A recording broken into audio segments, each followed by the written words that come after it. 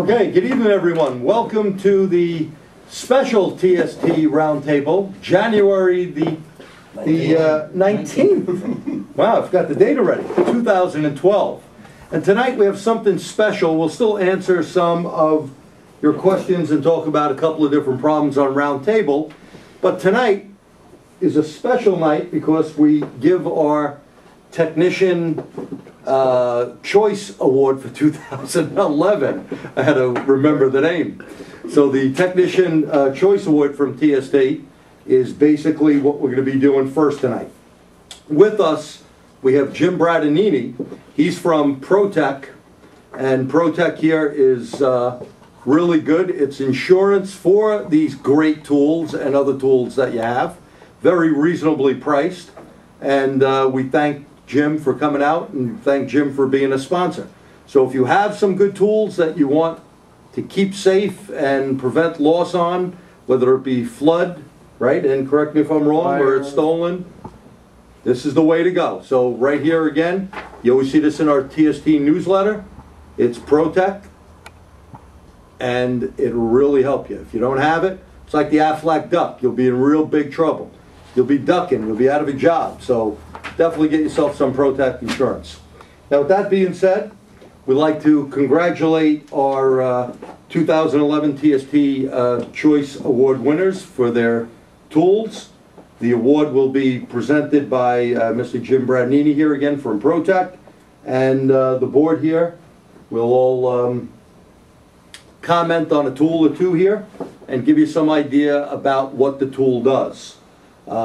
Next month in our newsletter, all of these winners will be recapped in there. If you have any questions, you could always email us or perhaps give us a phone call. So the following 10 tools were selected by the TST board for ease of use, the ability to perform as advertised. We know what a problem that can be, right? Proper diagnostic and/or repair from the piece of equipment or tool, solving problems, saving time, that's a big one, and all this without reading the manual. Perhaps you've seen our scan tool shootouts. Now, you know, some people say, hey, you should have read our manual. We make it what the real world is. How many of you guys have read a manual for a tool? Only after you can't use it, only when you're in trouble. So, desperation. But that being said, the tool should be very intuitive, easy to use, and that's what we always go by. User-friendly. User-friendly. Yep. And reliable. Now, there's no other, I want to remind you, there's no other award given out there by any other entity that basically has professional technicians that work on cars like ourselves, or instructors like myself, that actually get to use these tools. So we actually use it, and when we select something, the stuff is for real. It's not someone's paying us to say it's good or bad. So again, congratulations, and with that being said, we're going to start with the list, and Jim Bradinini here. I'm proud to be here tonight with the dedicated TST board members to present the 2011 TST Technicians Choice Awards. I would like to congratulate all the winners, which we're going to present in alphabetical order. First one here is Astoria 2000 for their Flex Boot Installer. Congratulations to Astoria. Then we'll yak about these in a couple of minutes. Second one is Autologic for their VAG Diagnostics. Oops, I think we messed up on that one.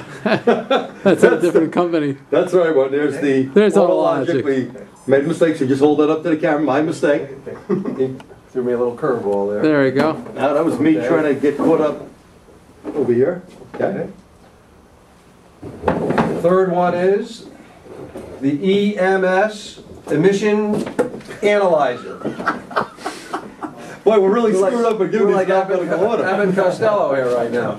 Lucky I have Rich behind me now. We won't screw up anymore. We promise. That's it. I don't know what's. Real world give you- technicians and real world diagnostics. Just give me in order. Board presenter. Next one is the Easy Red. The Line LW4M line flare wrenches. Congratulations to them. Much congratulations. This is general, which is next. Oh. General technology or instruments? Oh, general tool. Hold General on. tool. Hold on. Who's next? General technology is Either one. actually next. Oh, okay, right there. Okay? Then general tool. We'll get these right sooner or later. We don't rehearse, it just happens. General Technology Corp. for their TA500 Smart TAC and COP Ignition Analyzer. Congratulations to General Technology Corp. Thank you, congratulations again. This is General Tool. Yeah. General Tool and Instruments for their thermal imaging camera. Congratulations, General Tool and Instruments. Very good. Now it feels like the Academy Awards. Where's that envelope to ripple? I know we insure a bunch of these. Here's Launch C Reader 6. Congratulations to Launch. Yep, great, congratulations. Oop, You got it. yeah? Yeah. OTC. OTC for their Ready Scan Pro. Congratulations, 2011 award winner, OTC Ready Scan Pro. Okay. Thank you, Rich. All right. Rich has been a big help. Notice we didn't make any more screw-ups. As much as these meetings that I go to, I'm getting used to all these tools. I'm getting ready to start working with the tools. Gonna make you a mechanic yet. The Power Max for their Battery Maintainer PMBC 75. The Power Max Battery Mountaineer. Congratulations. And the ProCut Warthog. Congratulations to all the award winners for 2011 for the TST Technicians Choice Awards. Excellent. And Jim, you did a very good job. And again, you know, we didn't really practice. You can we tell. give these awards out. You can tell. We make the good mistakes. But the thing is, we really utilize the tools. And now what we're going to do, we'll start with Ed over here. And Ed will say what tool he has. This is the TA500 Smart TAC and COP tester. It's from General Technologies Corp. And this is a very simple tool where you can check kV voltage, the wires, the coils, even the COP coil and plugs. Very simple to use. You turn it on, you select what you're working on. And I just tried using it half an hour ago on a car and found 2 lean cylinders on this vehicle. So it's a phenomenal tool. It's worth getting. Yeah, I'll add something to that I've used this tool when I first sent it over. Very, very impressed with it. You put the button on, it's instant to diagnose Instant boot. what's going on with the vehicle. You know, scan tool, usually you gotta wait a little bit, and this can tell us real quick if that cylinder has any ignition issue. Very reasonably priced and great tool. Can I add something? Sure. Maybe I should walk over there. Yep. You can add and add questions, ask questions. No, we just had a RAV4, and it had a misfire code. And to make a long story short, we used that, and one of the coils had lower kV than all the others. And RAV4s, they don't usually replace coils on; they don't go bad. And we found out it wasn't the ignition coil that was bad. That cylinder had it was washed down and had low compression. So that was a quick way to know, you know what, maybe we should do a compression test on this cylinder. Right. It shows you something's wrong. Just like the big box scope, without the expense and all the wires to hook up. That little yellow wand, you just put it over. Yeah. I'll tell you the truth, on my Jeep, I found a defective coil and one going bad like this.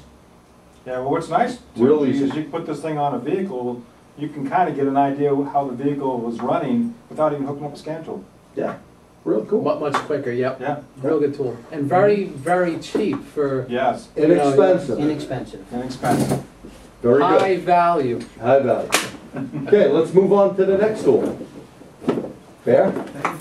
I have the Launch C-Reader 6, handheld scanner, so intuitive to use. It does a lot more than just a code reader. You can graph PIDs. You can You can print stuff out, save it to a print computer. stuff out. and it's also very reasonably priced. And I was a little nervous when I first held it without plugging it in with the size of the screen, but it's also in color and quite easy to read. Yeah, I use that all the time, just to plug in and see what's going on quick.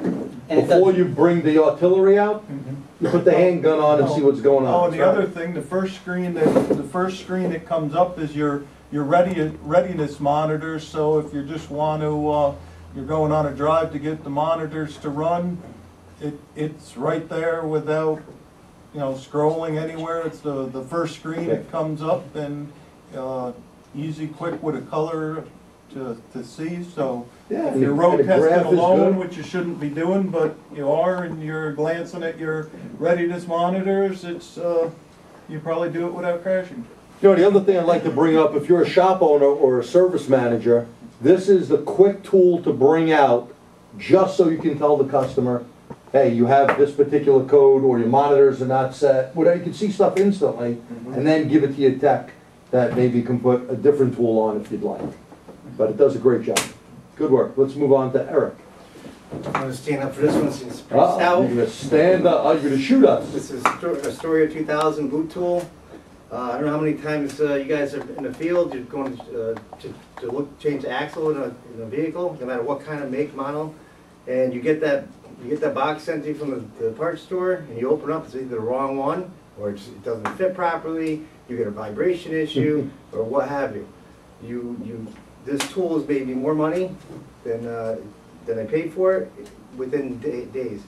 And as long as you don't have a vibration issue before you start working on it, when you put the boot on, or it's clicking noises, most of the time, 99%, you have a fixed boot in within hours. You have the part there in stock, or part there in stock.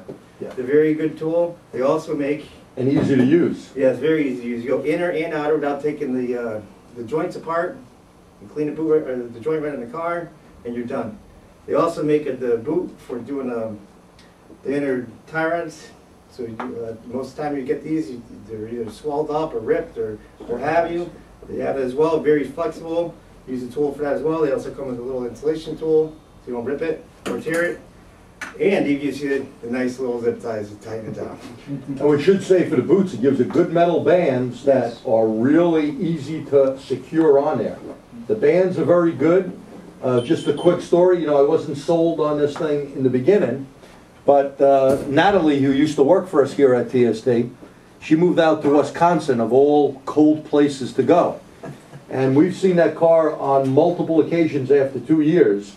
Those boots look like brand new. They didn't rip, they didn't fall apart. The bands didn't break, because we all know, when you buy stuff from the parts store, some of it, like he said, it's either wrong, vibration like Pierre had, okay, wrong axle, the spline's messed up, someone beat something up on it. Time is money. Time is money. If it's just a ripped boot and it doesn't look like it's making a noise or sound like it's making a noise, it's not dirt in it, clean it up, pack, comes with grease, pack it up, put the boot on, you're ready to go and make money. They also make Great adjustable tool. size. You cut them to size. Yeah. One other feature they have, they make them. I don't know if a lot of people work on ATVs or what have you. Yep. They make the boots for them as well. Let me tell you something. Everybody's ridden these ATVs through the woods. Boots get ripped apart and destroyed. They're much more flexible than the originals. I think that's why you bought it, because you do all that riding that's through the it. woods. But very, very nice tool. Moneymaker. Great tool. Thank you, Eric. Mr. Basil. I'm doing the Easy Red line wrench tool. The nice part about this is they're universal, really nice, but they also open on the sides. Not only do I do cars, I do truck, trailer, motorcycle, boats, anything. Tool works fantastic getting into places.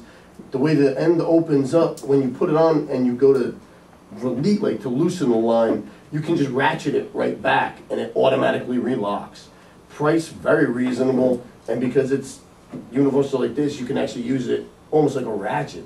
Yeah. I've got every set that they have in American and metric, and even though you're not supposed to use metric on American, they do work. So if you just happen to grab the one, it won't round the line. And I say that because I've proven it, because I've done it. And You're not supposed to. And I'll add something to that. Easy Red is not even one of our sponsors or anything, because we're not just doing this for sponsors. when they had sent the tools in to play with, I had a very hard line that Alex had outside on the caliper. It was all rusted, and just like he said, it really dug in there, like tightened up, and the line came loose without stripping it. Well, that's good. That's Now, it. there's only one of the brand, and I'll say it out loud, Snap-on, that makes phenomenal line wrenches. I have them in my box. Me too. But they don't do with this. They don't do and that. They don't do this. They don't do That's right. that. They I don't mean, do this that. is fantastic. I mean, Great even talking design. about old carbureted cars, which I know nobody ever works on except for me, I guess. You can still like get in there behind distributors and stuff, and it's just a nice Yeah, tool. it's It a really great is.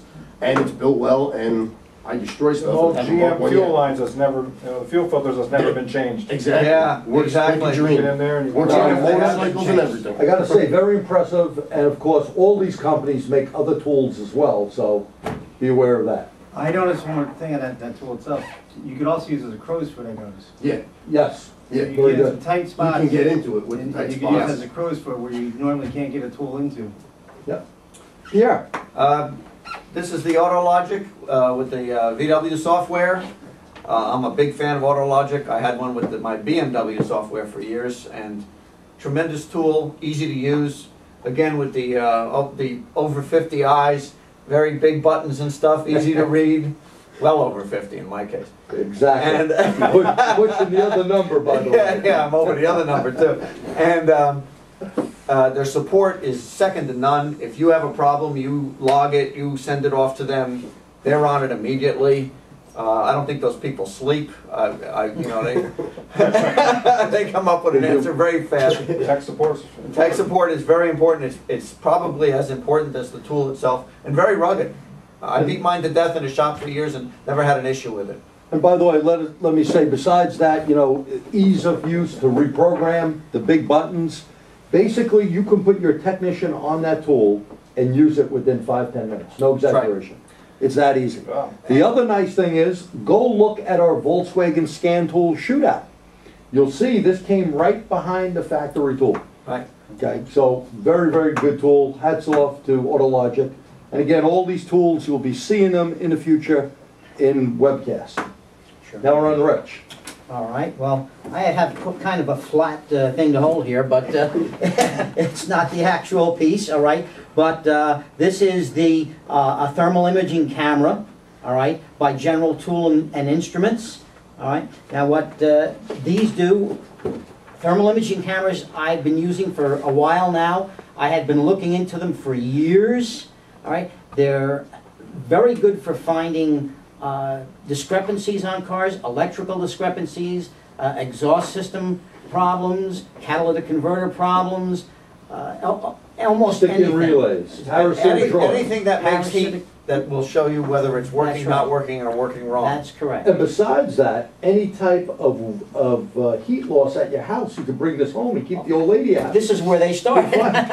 That's what he started. This is where they were really used mostly in industry, looking for leaks in houses, Yeah. in buildings. Yeah. All right, the fire department Fire department uses use it all the time. Yes, to They're- find people. They were very expensive. They've come down drastically now, all right, recently. This is the thing to use on cars. One of the biggest things on cars is parasitic draws. You can look at differences in brakes, in the different wheels of the brakes, all right? And it's Cylinders, diesels. Or even just a quick Yes. confirmation of something. Right. You know, customers come in this time of year and they say my rear defogger doesn't work, or my mirror heaters don't work. And you can turn them on and shine that thing on, and you can see right away whether it's hot. You don't have to start any electrical test. Excessive Right. resistance in a wire. right, and you can, Yes. anything that's Resistant. building up Yeah. heat, and then even in Quick the checks. back, as Pierre was saying about the rear window defoggers, you can tell which grid is not working, which Yeah. part of the grid is not working. You can even see if it's starting to fail. They start to go bad along the contact strips on the sides, and you Right. can see it's starting to get hot there. Absolutely, absolutely. So it's, these things are one of the newest things. There's very few, almost no repair shops that have these out there now, that are have these. They're a new thing on the market. As far as price, they've dropped them drastically, and they're the thing to be. reasonable. They're Yeah. reasonable, Now and they're they're the thing to get. This is definitely something of the future. The reason why we don't have the unit here tonight, there's not a lot of these out there that General is just start building and putting these together. They will be available in bulk quantity very shortly, and we're going to be using this for automotive purposes. We're going to be doing a webcast with this. Now, one thing different than other brands out there, there are other brands, but this brand is phenomenal because it is reasonably priced and it goes up to 2,000 degrees Fahrenheit. The other units you can't use for catalytic converters. They're mostly limited to what, 400, It right? depends. Well, It's- 600, 500, Yeah, yeah. it depends. I mean, some do go, but they're a lot more expensive. Right. So this one, for reasonably priced, that we're going to use in the automotive field, is a real plus. So something that's very good. Thank you. Right. I'm going to do the OTC, this great little tool here. And the OTC comes with software. We don't want to boot computers up tonight. The software is to set this tool to alert your customer when a monitor is actually ready. Or you can use it yourself. The nice thing about this is you put it in, let's say someone comes in for an oxygen sensor problem. You replace the oxygen sensor, you know this guy's due for an inspection in a few days. You don't want to go clearing all the monitors out and hope they come back, right? Plug this in, you could program it just for the O2 monitor if you want. Or you can just leave it for everything. When it goes green and makes a noise, tell your customer to come back to you, and bingo. And don't forget, you know, being in the real world, if you don't get a deposit for this, you're going to be out the 75 or 100 bucks that this thing costs. Great tool. Shop owners should have a couple of them around. And again, you take your customer's credit card number, because if they don't return them, you're going to have to bill them. You let them sign the paper. Good tool, great for monitor problems. You know what I think that's going to be used for? Do a big repair, but they still need a sticker. So you delete the codes, find out which one is not ready, but you can still pass it. Craig, that's not something we would like to do. That is not something. Craig is joking around. We don't recommend doing that. We got a couple other things here. Pierre, why don't you talk about that gas analyzer, since you've played? All right, yeah, I've played 5 extensively. I've played extensively with exhaust analyzers. Now, up till now, every exhaust analyzer I've seen has The other been thing out of the way. every exhaust analyzer I've seen has been one sample, and you can't do a true catalytic converter efficiency test with an exhaust analyzer doing one and then the other. You have to write down all the numbers change. This thing can sample pre and post cat at the same time, or you could run 2 banks on a V engine that has 2 sides, compare the sides. And show them the little ports in the back. You can shut the sides off right there where the gauge is. You can flip it back. Put it back the other way you had it. There's you see the little valves where the hose is going? Yep. As you can check back pressure, which is real neat. The software, by the way, you can get it where the face where it says EMS wireless, you can get it where it has little gauge readings on it. The one we have here just goes to the laptop, which I like because the graphing software, and the software has help in it, diagnostic help, and in fact they're coming out with a whole new version, I believe very shortly. So it's a great tool.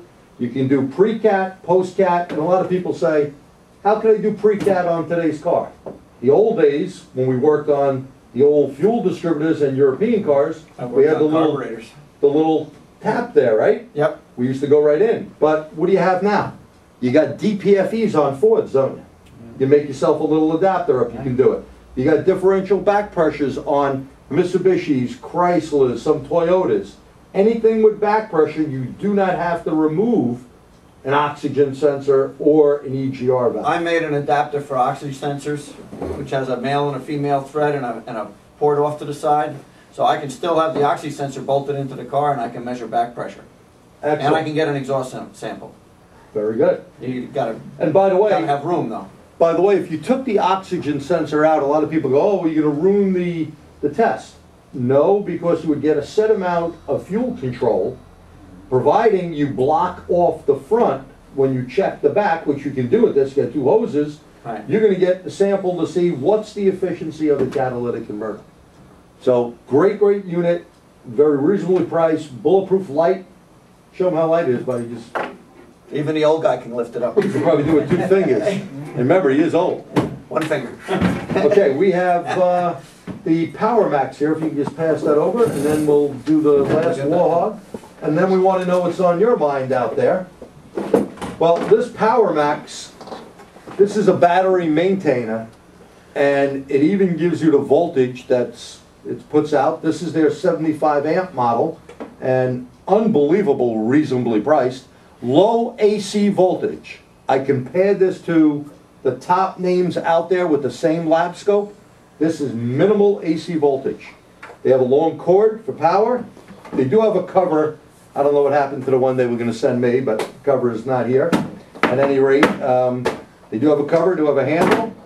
Nice long leads, and the clamps are nice for side terminal, as well as going on the battery.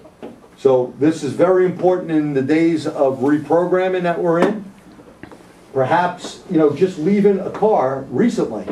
Alex had a car in the shop, and it had a great DTC that I needed for a lean condition. As he's testing it with just a scan tool on it, you wait 45 minutes The battery's nowadays, going down. they go dead. When dead, all the codes will clear. That's why you need to put Yeah, this we're on. spoiled now. Pretty much when we work in a car, we put on a maintainer.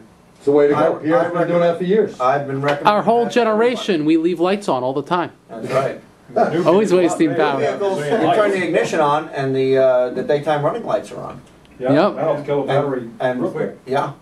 And it's immediate for me. If I'm gonna have that key on for any reason, it gets a power supply on it. Yeah. And as you know, when we do webcast here, I put a maintainer on all the time because unfortunately during some of the webcasts before I started doing that, they would go dead.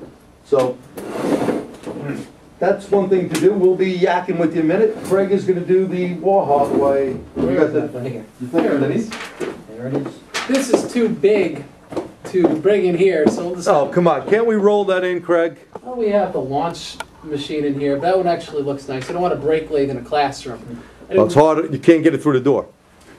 Oh, really? It would be hard. I It'd have be no tough. reason to try. That's right. No reason to try. Warthog's the newest Pro Cut brake lathe. My shop uses a Pro Cut pretty much anytime I buy aftermarket rotors that are not like an OE brand made in, let's say, Zimmermann made in Germany, Kiru made in Japan, Mountain made in Japan. If it's Chinese, it's going on one of these.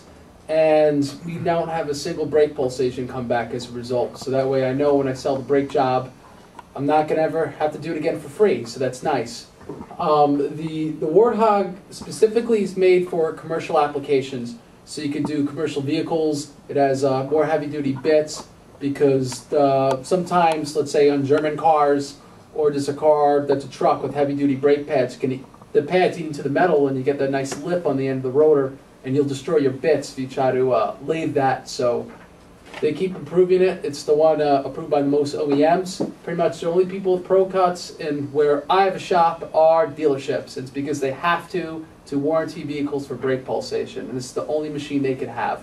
So it's a real good machine, and it's sold through a lot of different parts companies nowadays where you can really get your money's worth out of purchasing this piece of equipment.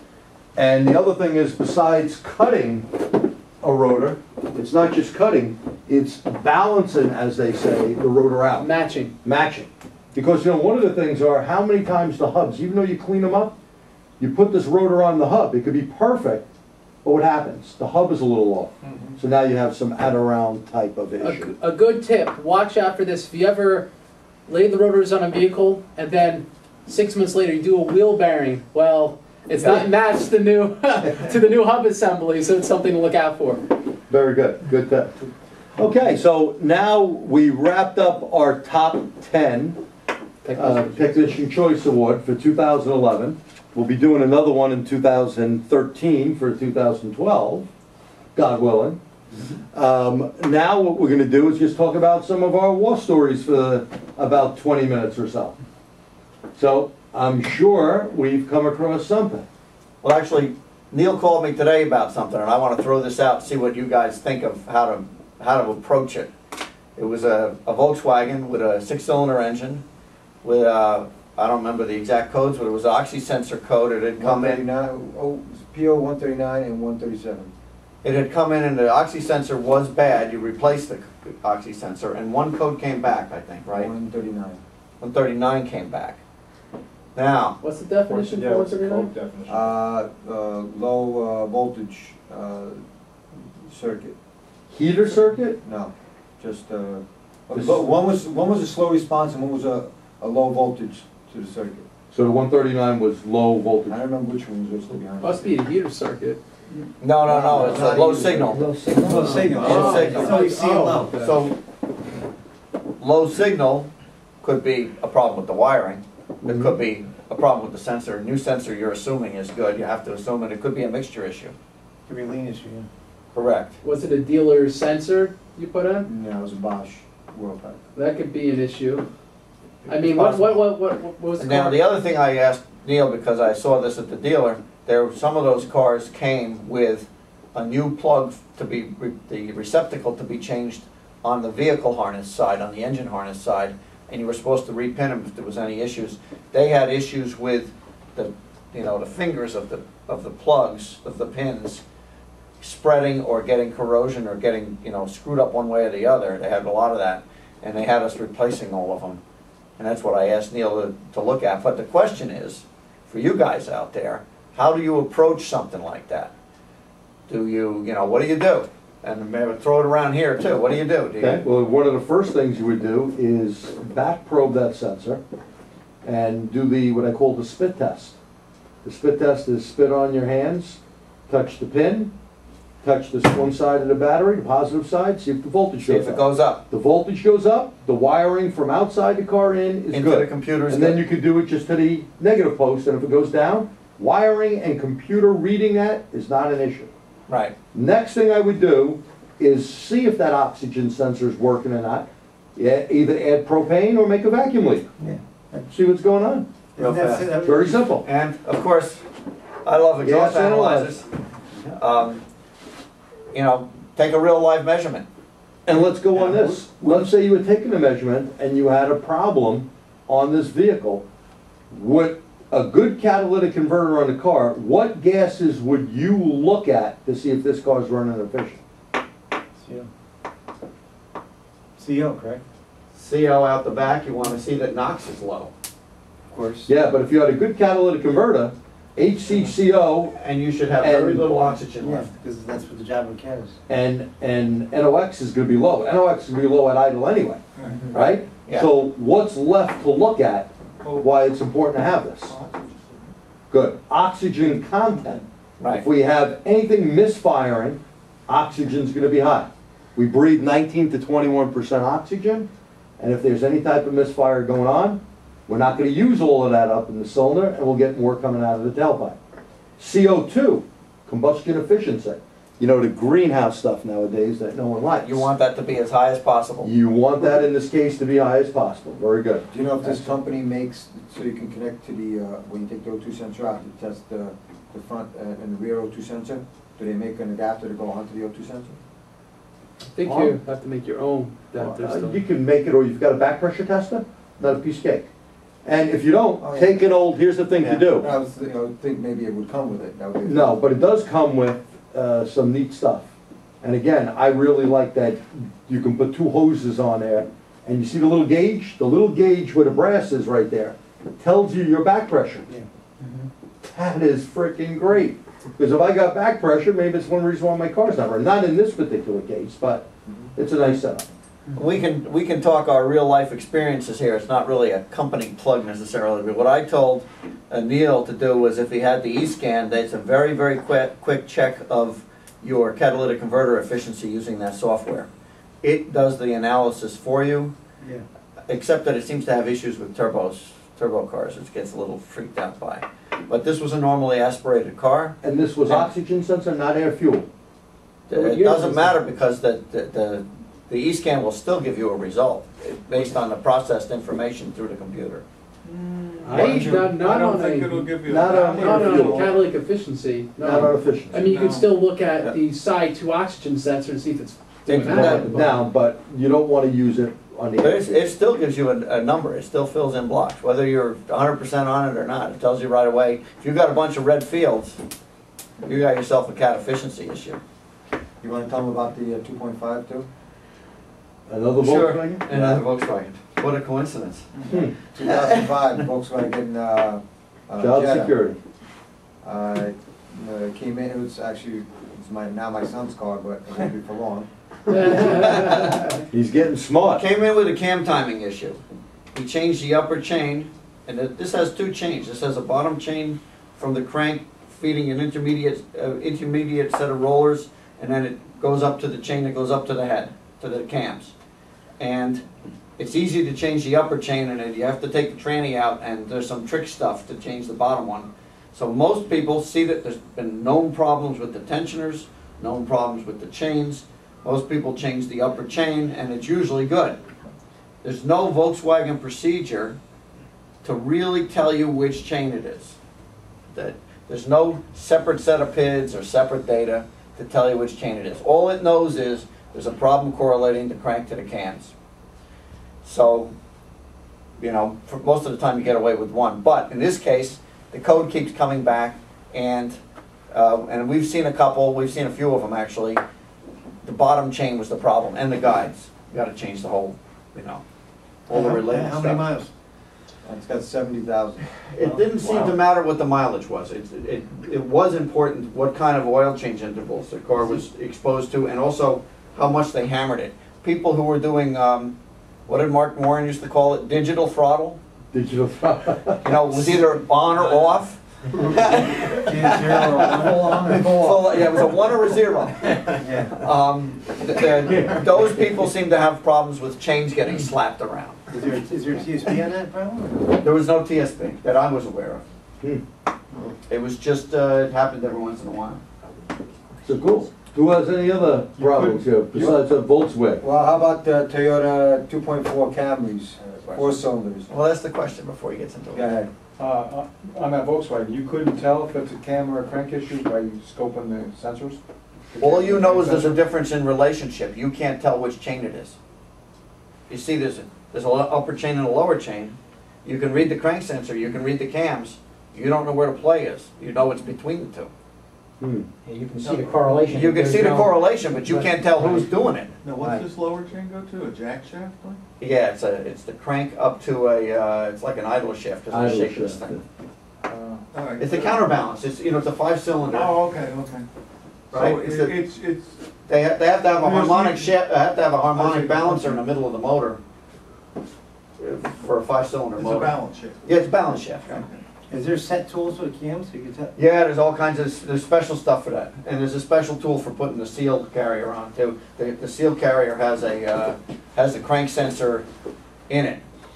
And it's a trick. You know, it's Yeah, actually, there's a typical- lot of those specialty tools Yeah, out yes. there when you're dealing with Volkswagens or any of the European cars. Yeah, they love their special tools. You don't work on them without them. No, if you try it without it, Play that game. there's one thing I can guarantee, the timing will be wrong. Yes. You know, Bob Tool sells a whole bunch of those kits, Yeah, you know, for, again, not a commercial firm, but pretty high quality too. I bought a bunch of their tools. Hansemacher is very good. Yeah, Hansemacher makes some I good use stuff Hansemacher. for tools, yeah. I actually have 2 Toyota Camrys. One's a What 2003. do you do, one's- come here to get your cars fixed or what? I'm just telling you what I did. I didn't. I know, I was kidding you. I did. I fixed it myself. Come on. It's the Volkswagen. I'm only playing here, he's Mr. Volkswagen. 2.4. I'm just telling them what they can do. Bring engines back to life. I had one vehicle that was in Boston, and the customer had it towed back because I told him, the dealer told me it needed an engine. I said, let me take a look at it. It had 146,000 miles on it, and they were my customers, but they didn't like coming in for oil changes as often as they should. When they come in by accident for other reasons, I'd say, we got to do an oil change because you're 2,000, 3,000, 5,000 miles overdue. But they still got 145,000 miles out of it. Amazing.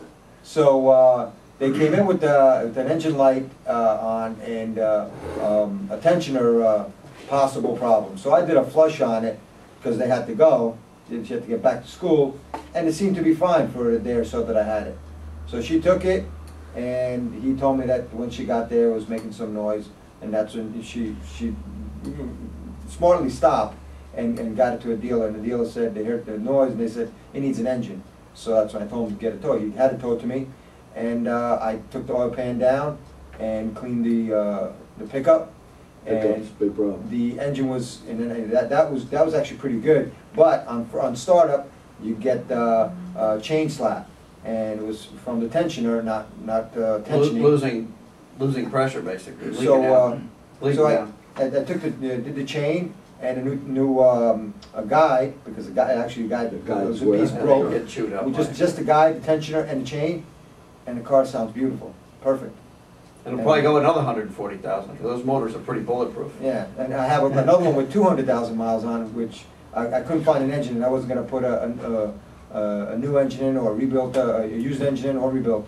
I actually had the head gasket went, not the head gasket, the threads came up in the cylinder block. I had my machine shop redo the threads on it, and basically did the same thing with the timing chain and the tensioner, and that engine's great too. So, back to normal. Good. How about you, Mr. Bear? Come across any Barry cars? Barry cars? Barely running?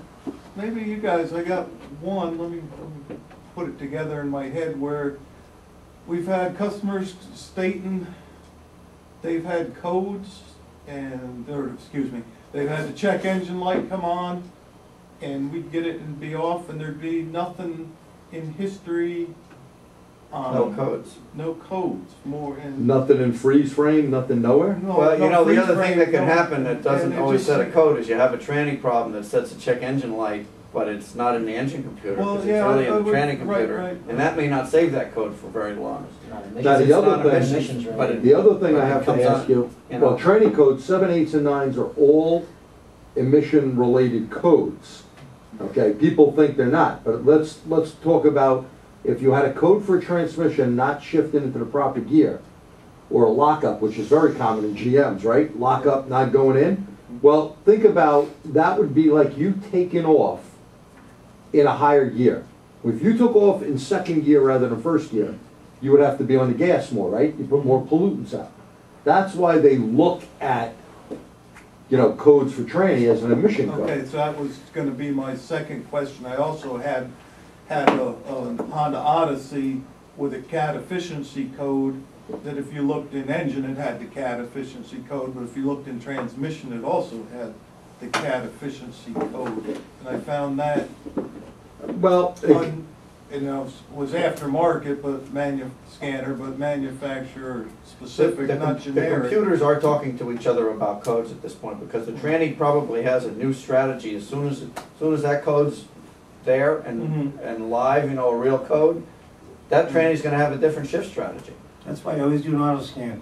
Yeah, you wanna scan everything Scan every nowadays. computer, see if there's codes in, to see if they can be related. right. Right. That's a very good idea. Something like OTC, you know, when you go through on the Pegasus or the Genesis and it does every system in a car, and you guys should be printing all that out because you don't know if one thing is affecting another thing. Not only that, but when you're selling. It's like a whole job- circle and you're Yeah. selling business. As Eric is saying, yeah, when you're selling the job, Selling you a want job, scan it as soon as it comes in, repair it, get monitors, hand them a clean bill of health, I call it. It's auto scan while all the code's cleared. And then when that guy comes, you hand him that repair, that document. And when it comes back and there's any other codes that come back that were there before, it's not your problem anymore. You know, Now, Bear, I had another question, sorry. But you should have looked also if the monitors were complete or not. Because here's things I've come across on some Crown Vics and a couple other cars. You would see the codes would disappear. The light did come on, but the code disappeared because what's happening, to keep alive memory was cutting out. So if you had any Power reason problem. that power was being disconnected, even momentarily, if it cleared out momentarily, it cleared your codes. And then the other thing to bring up, there are certain cars out there that when you shut the key off, some Mitsubishis, some Mercedes, some Volvos, they'll always clear monitors. So that's another thing to always think about. But you should look, when you got a code, regular codes, pending DTCs, freeze frame, and see what the monitors are doing. and codes in other modules. You know, if you get a Yeah. car that has something and you don't know what it is, and you see voltage codes in 5 other, or 10 other modules, Yeah, you know your battery. don't chase that misfire. Don't chase whatever it is you think you're chasing. You gotta fix that base item, the power problem first. And it might not be a low voltage, it might be a high voltage problem. Yeah. Well, Hey, my- you know, while we freeze them out. have, I was just thinking, and Craig reminded me as well, while we have Jim here who presented, one of the things we should do, and we always want to, you know, ask the guy questions, we should ask Jim about some insurance questions, and it may be kind of putting him on the spot, but maybe you can tell us a little bit about your ProTech stuff here. Well, before I do that, just sitting here, collectively, the technical expertise is beyond compare, but the passion in this room is unsurmounted. ProTech,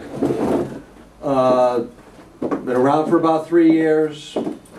I sell it all over the country. Never once have I had a negative comment about the product. The insurance carrier is an A+ domestic insurance carrier. Great American Insurance Company out of Cincinnati. ProTech is the trademark of the product. CPM Insurance, of which I'm a principal of, is the managing general agent for the program. The beauty part of it is it's a blanket, unscheduled, all-risk policy. Covers things like fire, vandalism, burglary, robbery, theft, disaster weather, whether it's flood, earthquake, tornado. So Jim, let me ask you this, here on the East Coast, we have some of our Jersey people here that had problems with their shop flooding. So if they had ProTech insurance, they'd be able to get this tool replaced, or any of these tools. It's a replacement cost policy. It has a $250 deductible. It gives a $50,000 limit for $250 for the year. There's nothing like it, forget about the United States and Canada, in the world. A lot of research and development went into it, interviewing people such like these that are sitting here as far as what their empty toolbox is to replace, their hand tools, their scanning tools. It's just, we're very, very proud that we're able to help mechanics, technicians, all types throughout the country. So Jim, let me ask you this question. What is the base policy go for, and how much does it cover? Well, the base policy is a $50,000 replacement cost limit that when we went out and did our research and development, we figured that, interviewing mechanics at dealerships and alike, that they have a life's investment in their tools and equipment of around that number of $50,000, which in all likelihood is not covered under their employer's policy. And that's where the idea came from. Our agency in Connecticut insures over 300 garages with 6 major insurance carriers, so we know how limited coverage is under the employer's policy, if any at all. You can't get it on your homeowners. Like I said, this is a blanket, unscheduled policy. It covers you at work, at home, on a job site, or in transit. Excellent. There's some loss of revenue, loss of income. If someone has a situation where their toolbox was stolen, or a fire, or something like that, it can't be replaced. At least we're able to give that fella, that mechanic, 30 days of about $5,000 in lost revenue, because he can't work without his tools. That's pretty neat. So extra lost revenue on top of getting the $50,000. Your stuff covered. So let's say I have $100,000 or $60,000. You can. It's the same rate percentage. Somebody that has $60,000, it's be the same 0.5% rate, or $300. Someone, and I'll tell you, we've sold 150, 200,000. But if a $100,000 guy would be $500 for the year, we were able to modify the toolbox limit, because from 15,000 any one empty toolbox, the diagnostics up to 10,000 each, the hand tools up to 5,000, but we can gear it to whatever limit is needed. Excellent. Does someone new with the policy have to take pictures of the tools to prove that they own them? I mean, how's that work? Well, when I say it's a blanket unscheduled policy, we advise them after they become a ProTech policy holder, it's a good time to take stock of their inventory. So what we ask them to do, whether they put it on a PDF file, they have pictures, they keep it safe somewhere. So just in case something unfortunate happens, the claims adjuster has a frame of reference to work off of. So it sounds like, and I hear this all the time, where have you guys been lately? You know, all my life, and it's too good to be true. Well, it is. And we've made it very simple for, you know, The regular people guy. sitting in this room to, you know, get coverage on his lifelong investment. And guys, it's not so difficult to take inventory. You got a camera in your telephone, Yeah. Done. click, open up each drawer, click, click, click, click, doesn't take very long, and download those pictures. So you don't have to write stuff down then, like years Only, ago? I have people that send me their stuff to be part of their file. It's unnecessary. It's for their own edification. So the way it works, if you have a loss, you call it, you know, a national claims reporting line. Within 20, you know, it's a triage center. It gets reported, and an adjuster, a company adjuster, will be in touch within 24 hours. I invite you to go on, just all you have to do is Google tool insurance, and you're going to see ProTech coming up on the first page. Go to mechanicsinsurance.com. There's videos, there's testimonials, there's blogs, frequently asked questions. You can call me 24/7. And we have a board member here who has had the sad experience of having had his tools stolen without the insurance. I wish I had it before. There Got you it go. now. Done. Now, why do you Very need tool simple. insurance if you have a toolbox with a lock on it? Yeah, well, I hear that too. That's the thing. What's going to happen to my tools? Well, I hear the war stories all over the I country. mean, because that- like I have a house and I have locks on my door. No one's gonna break into there. Oh, right. There's wills away. it very well may not happen. And you have insurance anyway. Yeah, I know. It's the point. Question.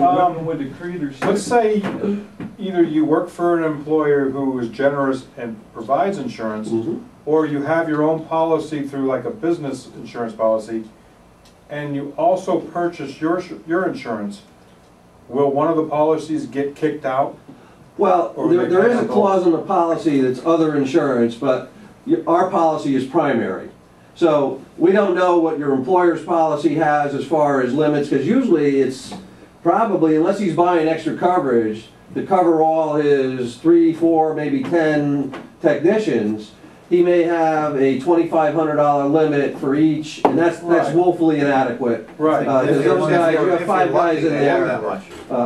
And our price and our rate for 5 guys there that have $50,000 worth of stuff is $1,250, and it would cost your employer closer to $5,000 to $10,000 to have not the same coverage. Because ours is an all-risk policy.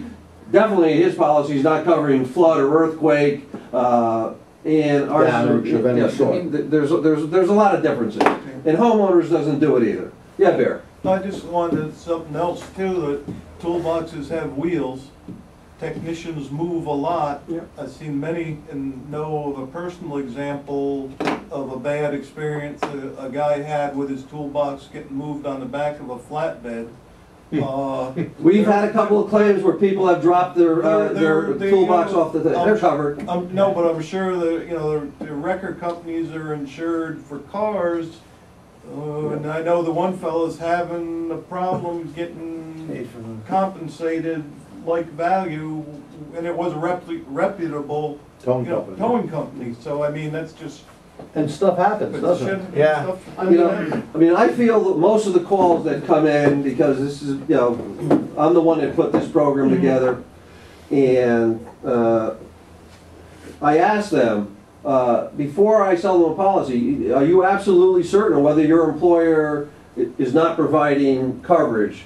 And 95% of the time, absolutely not. Because I'm not, you know, I'm all about helping people, and I'm looking to protect their investment, because it's a tough economy out there, the guys need to be working, and we made this coverage as flexible and affordable as possible. People are stealing pipes out of houses when they go on vacation. Why not a toolbox, which was Yeah. worth way more? Right. Yeah. I mean, you insure everything that has. Like, you insure like a car that's like used, it's worth like $6,000. Tools are worth so much more than that. Makes no sense. The empty box is worth more. I mean, my toolbox is definitely more expensive than my car. I mean, I've heard of the box, you know, we use a limit of 15,000 on an empty box. I mean, those things are even up to 18 to 25,000 now, so we're gonna be elevating our limit to take care of My that. Snap-on box years back was 15,000 empty. You know, we already, you know, hand tools, we thought it would, you know, 1,500 was, we raised that to 5,000, and there's no concise definitions in our policy, so everything gets either put in the diagnostic or the hand tool end, so 5,000 for any one, or 10,000 for any one, up to the max. the policy limit that they buy. And you can go online and get it, you can call, I take apps, you can do a check, you can, you know, I mean, a major forklift dealer, national, with 3 divisions, working with risk managers and whatever, we're doing their 225 technicians all over the country. Another, you know, another firm with another 250 that is in the lines of all this. Crane guys, we do them all. Whether it's bus, whether it's diesel, heavy equipment, we do them all. If it's a mechanic, we take care of it. That's good. Cool. Very good. Great product for you guys out there. Again, I have the policy. It's very good, and I believe a few people in there. I do. So, great policy. Thank you very much. And thank you for the forum. I really do appreciate it. Let me do. Please, you know, we think this is. When we first seen this, actually, you and I sat in Connecticut. 2 years ago, almost. We had to check it out. I didn't believe it was real. I checked with insurance companies, you know, to see if the rating was real and it was a legitimate thing. We were paying claims and all that. And you know, it's the real deal. And you know, if you've been tuning in to TST for years, you know what we tell you is definitely the truth. We don't make any false claims. We utilize the stuff that we speak about and we stand behind it. By the way, that reminds me, any of the pieces of equipment that won our top choice award, if you have any problems with them, I don't care which one you buy, if you're having a problem with them and you think you're not getting satisfaction from the company, whatever, contact us. We can get the companies to bend the bet. Or if we you have a lot question of on members. how to use it, or applications, we have experience. Yeah, we do it. And Easy I to gotta tell you, contact. We're and a a lot lot of of big mouths, we'll talk. Yeah, a lot of times, you know, when someone buys a tool, and we've had this in the past, someone will buy a tool and they'll be confused. They'll say, this tool really stinks. It's not good, you know? And you'll go, well, let me show you. Let me see the tool. Maybe you're not utilizing it correctly. And nowadays, if you have a webcam at home on your laptop or something, or even a portable one, you know, you can maybe take a little video of it and we can look at it, or You can do it maybe in real be time. live You can and- have the webcam on Sure. and you can talk and be good. Yeah, we'd be more than glad to help you out. TST, you know, we're a non-for-profit group here to help you guys. Why we even give these awards, or why we do the scan tool shootout, is not to make companies feel bad or others look better or whatever. It's really about helping technicians. That is in our mission statement. We hear and we know what it is to buy tools. Like I said, I have over $100,000 of hand tools. And, you know, a lot of them that I bought, I must say in the past, pretty worthless. You know, just because the guy in the red, blue, green truck, whatever, said it was the greatest thing since sliced white bread, and Bob down the road had it, I bought it, didn't work so good. Okay? So sometimes there are tools that are not the greatest. We like to steer you in the right direction. And same with information. Yeah, and other Same with times it's training. the same way going the other way, you know. Sometimes we have tools that we've beaten to death. I like to tell the story of an old battery charge system load tester, a Snap-on that I bought years ago. And I was hemming and hawing, it was a lot of money. This is in the 70s. And I It's went age again. It's called a toaster, isn't it? No, this was a That was a real one. this was a carbon pile. I had one of those babies. Those And are I went into great. a friend's shop, and his was bent into a V like that. And I said, what happened? He said, oh, one of my guys lowered a car on it, and it still works. And I said, that's the one for me. One that you can lower a car on and it still works. And if you had the insurance. And if you had the insurance, you could have gotten it It's right. like that Aflac duck. Yeah, that's right. Which But the leads us- bottom line is, we'll also tell you about the stuff that really works for us. Yeah.